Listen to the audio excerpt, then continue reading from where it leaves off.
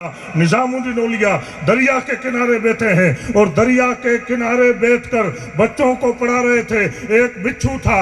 अब संत किसे कहते हैं, सूफी किसे कहते हैं, साधु किसे कहते हैं? दरिया में बिच्छू तैर रहा था, डूब रहा था, यानी मर रहा था। अब है कोई ऐसा आदमी जो बिच्छू को बचाए, सांप को बचाए? निजामुद्दीन औलिया ने अपना हाथ आगे बढ़ाया। शिष्यों ने कहा, आपके जो पढ़ने वाले बच्चे थे उन्होंने कहा कि हजरत हाथ मत लगाना, ये डख मार लेगा। आपने पहली बार हाथ डाला, उसने डख मारा, आपने हाथ वापस ले लिया। आपने दूसरी बार हाथ रखा, उसने डख मारा, आपने हाथ वापस ले लिया। तीसरी बार ये अहद की कि निजामुद्दीन औलिया भले जान चली जाए लेकिन बिच्छू की जान जरूर बचानी है। आपने हाथ डाला, बिच्छू को दरख्त के ऊपर चढ़ा दिया, आपके पूरे बदन में जहर चढ़ गया। एक शिष्य कान के करीब आया और कान के करीब अपना मुंह रख के कहा, हजरत मैंने आपको नहीं कहा था पीर साहब कि डस लेगा? कहा, सुन बेटा, अब मुझे पता है बिच्छू का काम ही डसना है। अगर ये न डसता, सुनिएगा, अगर ये न डसता तो बिच्छू न कहलाता और मैं इसे न बचाता तो निजामुद्दीन औलिया न कहलाता। सूफी यही है, संत यही है, पीर यही है कि उसका काम हमेशा मानवता के लिए हो, उसका काम हमेशा एक, अगर आप, मेरा टाइम पूरा हो गया है, कहो तो एक लीटी बोल दूं, अगर आपकी इजाजत हो तो एक लीटी बोल दूं। जमी पे घर बनाया है, जमी पे घर बनाया है मगर जन्नत में रहते हैं। जमी पे घर बनाया है मगर जन्नत में रहते हैं। जमी पे घर बनाया है मगर जन्नत में रहते हैं। हमारी खुशनसीबी कि हम भारत में रहते हैं, हमारी खुशनसीबी कि हम भारत में रहते हैं। यही भारत वो देश है जो हमेशा सूफीवाद सिखाता है। हम इनके साथ जुड़ेंगे। मदरसा खाली तालीम के लिए नहीं होता।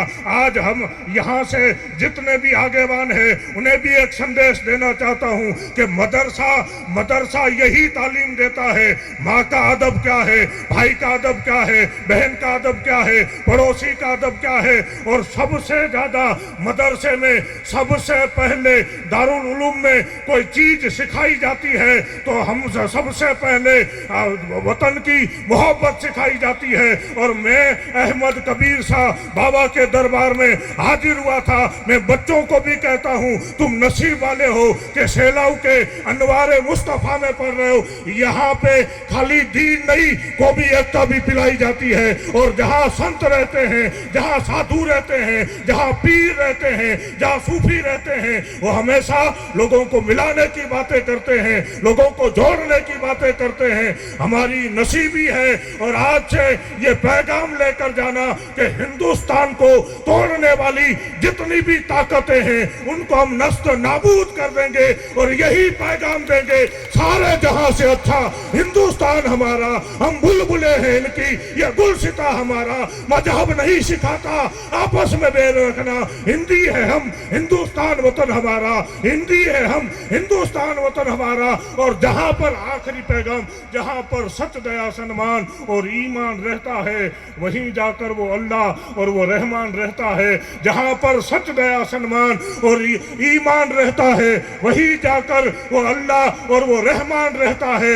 अगर तूने निकाला है किसी के पांव का काटा तो ये तय है कि तेरे अंदर कोई इंसान रहता है, ये तय है कि तेरे अंदर कोई इंसान रहता है। बस हमेशा सूफीवाद की बातें करो, हमेशा मोहब्बत की बातें करो, हमेशा एकता की बातें करो, हमेशा भाईचारे की बातें करो। देश को मजबूत करो, देश की मिट्टी को मजबूत करो ताकि हमारा देश सुपर पावर बन जाए। और मैं इस दुआ के साथ पीर रूहुल्लाह शाह बाबा और हमारे संत बैठे हैं उनको आपके सामने गवाह बना के एक जुमला जो सैयद अनवर शाह का बहुत प्यारा है, निर्धन को धनवान बना दे या अल्लाह, मुफलिस को सुल्तान बना दे या अल्लाह, निर्धन को धनवान बना दे या अल्लाह, मुफलिस को सुल्तान बना दे या अल्लाह। हिंदू मुस्लिम एक ही थाली में खाए ऐसा हिंदुस्तान बना दे या अल्लाह।